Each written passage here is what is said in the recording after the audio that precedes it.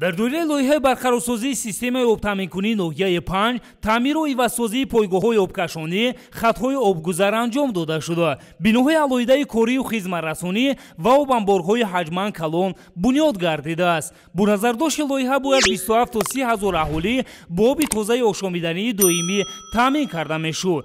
дар марҳилаи аввал барои шумораи бештари сокинон хатҳои алоҳидаи оби софи нӯшокӣ то хонаҳои баландошонаву заминӣ гузаронида шуда, мардум на чун пештара дар соатҳои муайян, балки ба таври шабунарӯзӣ имкон пайдо намуданд ки оби мусаффои аз ҷиҳати экологӣ тозаро бо қаноатмандӣ истифода баранд. Системаи обтаъминкунии шаҳраки 5 аз соли 1954 сохта ва истифода дода шуда буд. То соли 2015 мо ба ҳамон системаи кӯҳнагӣ ба мардум хизматрасонӣ мекардем, яъне хизмати оби нӯшокӣ мерасондем. Дар системаи обтаъминкунии пештарае ки аз соли 1954 ба мо монда буд, як адад манораи обтаъминкунӣ ба ғунҷоиши 100 метри мукааб дар ҳудуди корхонаи мо мавҷуд буд ки танҳо маркази шаҳракро ба оби тоза таъмин мекардем. ин ҳам бошад дар давоми як шабонарӯз 10-12 соат мо ба мардум оби тоза медодем.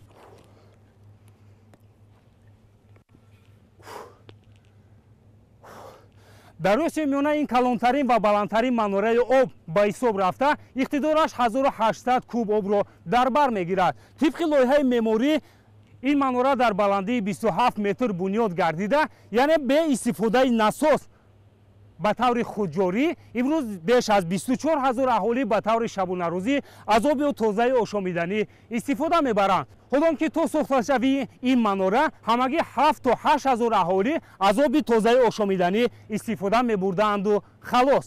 чоҳҳо дар чуқурии 110 метр ҷойгир шудаанд. насоси он дар чуқурии 30 метр обро мекашад ки медонем ки обе ки аз чоҳ гирифта мешавад, оби аз ҷиҳати экологӣ, аз ҷиҳати санитарӣ тоза мебошад. инчунин барои бехатарӣ мо дар ин ҷо бинои безараргардонии хлор дорем ки обро пеш аз дохил кардан ба манора бо хлор безарар гардонда мешавад. то 2014-15 танқиси зиёд мекашиданд, чунки як беобӣ буд. از دیگر منطقه‌ها می‌رفتن آب می‌آوردن، از دیگر منطقه‌ها آب می‌آوردن.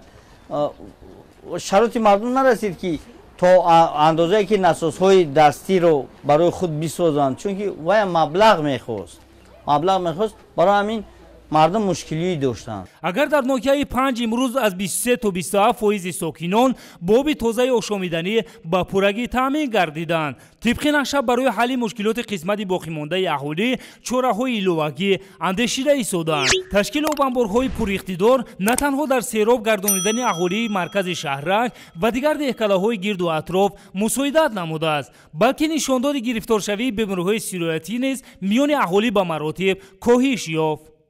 هیچ کس هیچ گاه همین آب را به یگان ممانعت همین خیلی رفتن گیرد استفاده نمیبرد، چون که ما محتاج بودیم، به همین چیز محتاج، سالهای طولانی ما محتاج بودیم.